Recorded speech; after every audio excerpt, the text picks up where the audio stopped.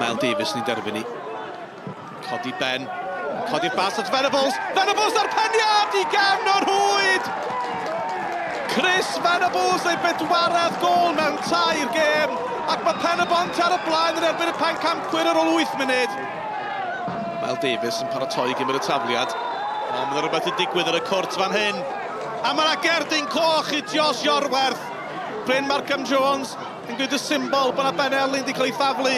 Mae Ryan Assells ar ei hyd ar lawr. Mae'n gerdyn coch i Iorwerth. A mae yna dros awr o'r gêm yn weddill i Penybont. Smith. Smith y croesiad, a mae'n taro'r trawst. Y golwr yn colli hon yn yr awyr. Smith yn lledu'r chwarae yn berffaith o Daniels. Na chi bas wych gan Leo Smith. Josh Daniels at y postyn pella. Yr ergyd yn taro'r postyn. O Jordan Williams yno, oedd y bêl yn rhy uchel, a brobl yn ei sgibo hi'n erbyn y pren. Seintiau yn adeiladu. Bas drwodd i Clark.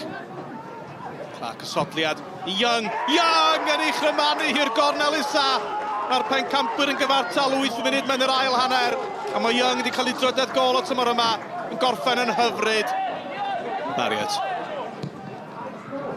Bas letraws gynnar i Daniels. Daniels drwodd i Young. Gorffen yn wych. Ac mae'n llai na chwarter awr ar ddechrau'r ail hanner. Mae'r Seintiau wedi troi'r gêm ar ei phen. Gol o'r safon ucha, y cloesiad, y gorffeniad yn wych.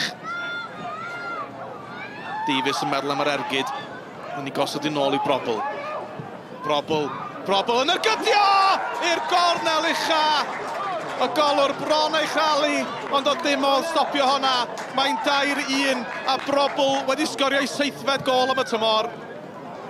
7 munud yn weddill, Brobl drosti.